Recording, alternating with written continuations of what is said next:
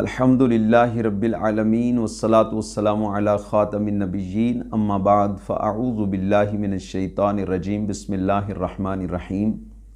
سلسلہ آیات یا ایھا الذین آمنوا میں یہ چوتھا درس قرآن ہے۔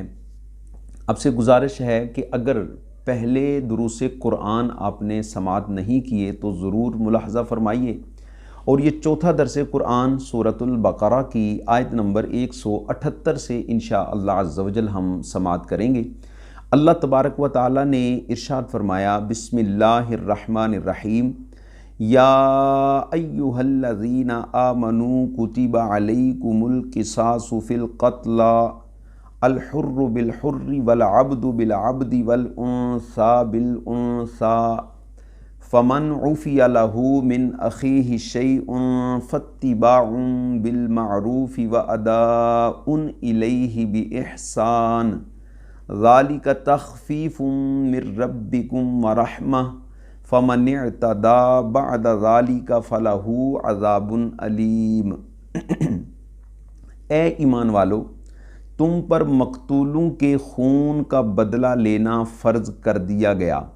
آزاد کے بدلے آزاد اور غلام کے بدلے غلام اور عورت کے بدلے عورت، تو جس کے لیے اس کے بھائی کی طرف سے کچھ معافی دے دی جائے تو اچھے طریقے سے مطالبہ ہو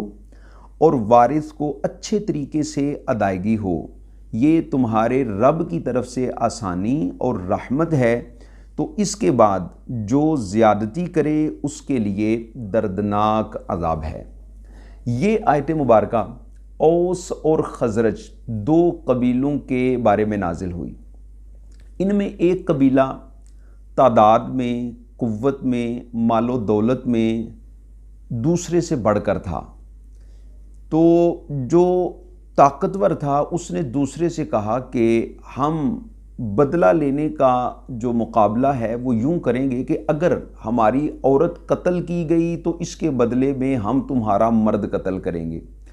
اگر ہمارا ایک قتل کیا گیا تو اس کے بدلے میں ہم تمہارے 2 قتل کریں گے،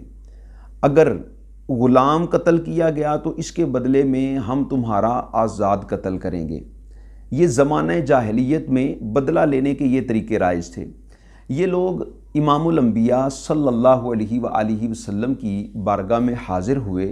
تو اللہ تبارک و تعالی نے یہ والی آیت مبارکہ نازل فرمائی اور عدل و مساوات کا حکم دیا گیا، یعنی یہ فرما دیا گیا کہ یہ نہیں ہو سکتا کہ عورت کے بدلے میں مرد کو قتل کیا جائے اور ایک کے بدلے میں 2 کو قتل کیا جائے اور غلام کے بدلے میں آزاد کو قتل کیا جائے، نہیں، بلکہ عورت کے بدلے میں عورت کو قتل کیا جائے، مرد کے بدلے میں مرد کو قتل کیا جائے اور 2 کے بدلے میں 2 کو اور آزاد کے بدلے میں آزاد کو قتل کیا جائے، اور ایک کے بدلے 2 کو قتل کرنا یہ مساوات انسانی کی توہین ہے۔ تو عدل اور مساوات کے مطابق عمل کیا جائے گا۔ تو یہ اللہ تبارک و تعالی نے حکم ارشاد فرمایا کہ ایک کو قتل کے بدلے قتل کرنا ہے۔ اب اس کا دوسرا طریقہ بھی ارشاد فرما دیا کہ یہ بھی ہو سکتا ہے کہ مقتول کے ورثاء قصاص کے اندر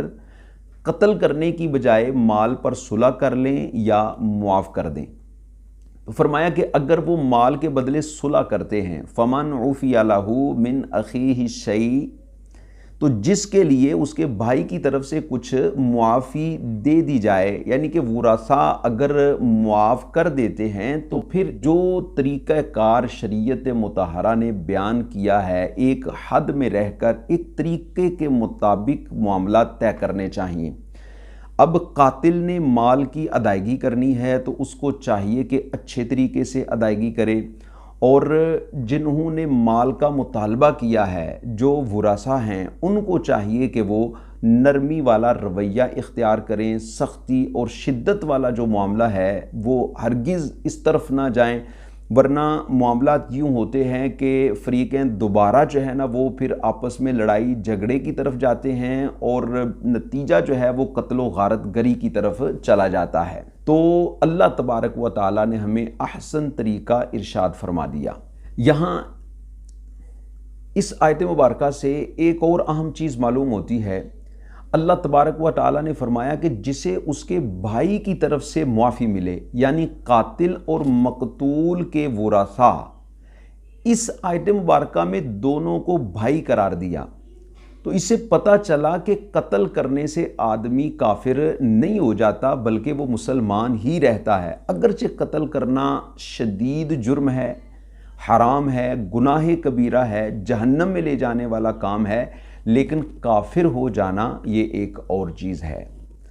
اس سے اگلی آیت مبارکہ میں اللہ تبارک و تعالی نے ارشاد فرمایا وَلَكُمْ فِي الْقِصَاصِ حَيَاةٌ يَا أُولِي الْأَلْبَابِ لَعَلَّكُمْ تَتَّقُونَ، اور اے عقل مندو، خون کا بدلہ لینے میں تمہاری زندگی ہے تاکہ تم بچو۔ اس آیت مبارکہ میں قصاص میں قوموں اور لوگوں کی حیات کو بیان کیا گیا۔ جس قوم میں ظالم کی پردہ پوشی کی جاتی ہے، اس کی حمایت کی جاتی ہے، وہ قوم تباہ و برباد ہو جاتی ہے، اور جہاں پر ظالم کو سزا دی جائے، مجرم کو بر وقت کیفر کردار تک پہنچایا جاتا ہے، وہاں پر جرائم کی شرح خود بخود کم سے کم ہوتی چلی جاتی ہے۔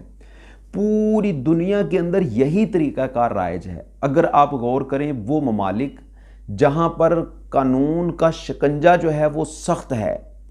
تو وہاں پر آپ کو جرائم کی شرح اتنی ہی کم نظر آتی ہے، لیکن جہاں پر قانون سخت نہیں ہے، قتل کرنے والے کو کوئی پوچھنے والا نہیں، ظالم کو کوئی پوچھنے والا نہیں ہے، تو وہاں پر جو ہے نا وہ پھر اسی انداز سے جرائم کی شرح بھی جو ہے وہ بڑھتی چلی جاتی ہے۔ اللہ تبارک و تعالی ہمیں قرآن کی تعلیمات پر عمل کرنے کی توفیق عطا فرمائے۔ آمین بجاہ النبی الامین صلی اللہ تعالی علیہ وآلہ وسلم۔